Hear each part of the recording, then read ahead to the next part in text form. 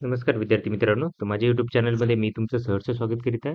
तर तुमच्यासाठी एका महत्त्वपूर्ण विषयावरती व्हिडिओ घेऊन आलो आहे. तो म्हणजे महाराष्ट्र शासनाच्या वन विभागामध्ये जी भरती प्रक्रिया सुरू आहे, त्याचं डॉक्युमेंट व्हेरिफिकेशन सुरू आहे सध्या. तर त्याच्यामध्ये कोणत्या-कोणत्या विद्यार्थ्यांचं आजपासून डॉक्युमेंट व्हेरिफिकेशन होतं आणि त्यांनी तिथे गेल्यानंतर त्यांचा एक्सपिरियन्स जो आहे, तो काय केला की शेअर केलेला आहे. की त्याच्यामध्ये त्यांनी सांगितलेलं आहे की ते कशा टाईपचे व्हेरिफिकेशन होतं, काय-काय डॉक्युमेंट मागतात, कसे-कसे लावायचे असतात, त्याच्यानंतर कशी प्रोसेस असते, याची सगळ्याची तुम्हाला त्यांनी माहिती दिलेली आहे. त्यामुळे काय करा, की व्हिडिओ शेवटपर्यंत पहा आणि माझ्या चॅनलवरती नवीन असाल तर काय करा, प्लीज चॅनलला सबस्क्राईब करा. म्हणजे आजच बघितलं तर तुम्ही काय करा, की आज डॉक्युमेंट व्हेरिफिकेशन होतं 29/12/2023 लेखापाल पदांसाठी होतं. त्याच्यानंतर कनिष्ठ सांख्यिकी सहाय्यक, वरिष्ठ सांख्यिकी सहाय्यक, कनिष्ठ अभियंता या पदांकरिता होतं. तसंच वेगवेगळ्या विभागामध्ये वेगवेगळ्या पदांकरिता होतं हे डॉक्युमेंट व्हेरिफिकेशन. ओके.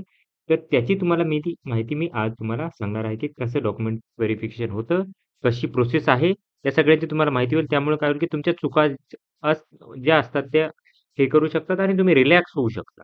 ओके, यासाठी हा व्हिडिओ आहे. सगळ्यात पहिलं तर या विद्यार्थ्यांनी अनिल यांनी मला डॉक्युमेंट पाठवलेलं आहे. तर म्हणजे सांगितलेलं आहे, की कसा एक्सपिरियन्स असतो तो. तर सकाळी 8 ते 6 चा टायमिंग होता म्हणतात.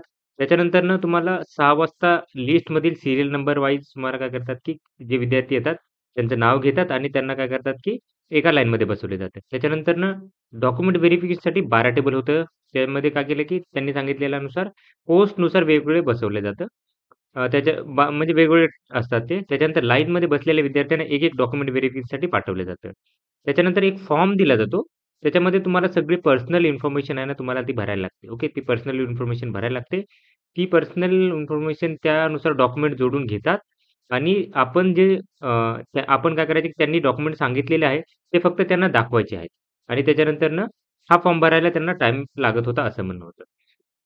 त्याच्यानंतर बघा, आता काय करतात, सगळ्यात पहिलं तर ॲप्लिकेशन फॉर्म लागणार आहे तुम्हाला. Okay, application form. आता डॉक्युमेंट कोणते-कोणते आहेत त्यांनी सांगितलेलं आहे. त्याच्या पहिले काय केलं, तर एक सिक्वेन्स दिला जातो. तो दाखवतो तुम्हाला, की कोणता सिक्वेन्स आहे, त्याच्यानुसार तुम्हाला डॉक्युमेंट हे करायला लागतात. ओके. तर हा सिक्वेन्स त्यांना हे करायला लागतो. त्याच्यामध्ये काय करायला लागतो, की जन्मतारखेचा पुरावा लागेल. त्याच्यानंतर ऑनलाईन भरलेल्या फॉर्मची प्रत लागणार आहे. त्याच्यानंतरनं कास्ट सर्टिफिकेट असेल तर, त्याच्यानंतरनं आवश्यकता असल्यास म्हणजे कॅटेगरी असेल तर, त्याच्यानंतर नॉन क्रिमिनल सर्टिफिकेट लागेल. ओ-बी-सी, व्ही-जे, एन-टी या कॅटेगरीसाठी लागणार आहे.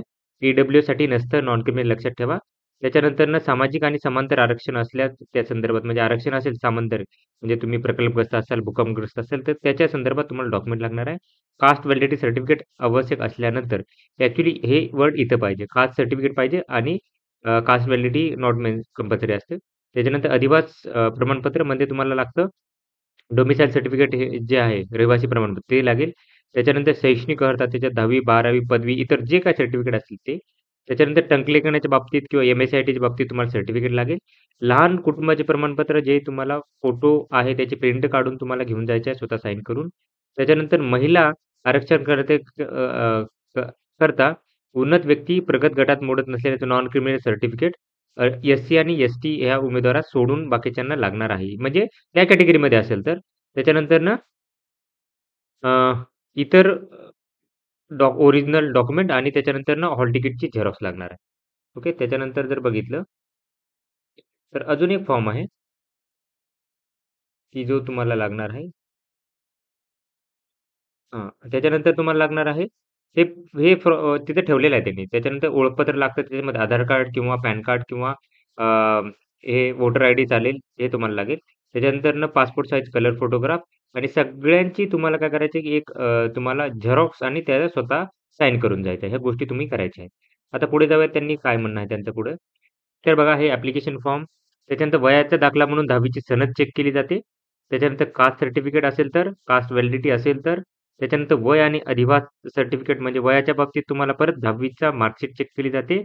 अधिवास म्हणजे डोमिसाईल सर्टिफिकेट, 10वी मार्कशीट, 12वी असेल 12वी मार्कशीट, त्याच्यानंतर ग्रॅज्युएशनची लास्ट इयरची मार्कशीट मागितली जाते. हॉल तिकीटची प्रिंट किंवा झेरॉक्स असेल तर चालेल. त्याच्यानंतर लहान कुटुंबाचे प्रमाणपत्र लागेल.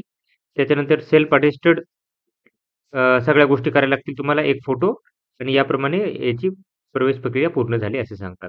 त्याच्यानंतर असं म्हणतात, की लवकर गेलं तर लवकर डॉक्युमेंट व्हेरिफिकेशन होतं आणि उशीर गेला तर मग डॉक्युमेंट व्हेरिफिकेशनसाठी वेळ लागतो. जो टाईम दिला आहे त्याच्या 10 मिनिटं अगोदर 10 मिनिटं अगोदर राहा तिथे, जेणेकरून लाईनमध्ये नंबर लागेल आणि डॉक्युमेंट लवकर होईल. ओके.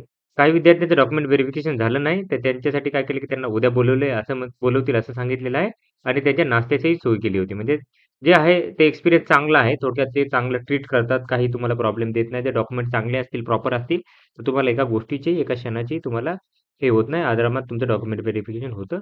तर ही माहिती होती. तर आशा करतो तुम्हाला माहिती समजली असेल. तर अशाच इम्पोर्टंट अपडेटसाठी माझ्या चॅनलला सबस्क्राईब करा, व्हिडिओला लाईक करा, इन्फॉर्मेशन मित्रांसोबत शेअर करा. धन्यवाद.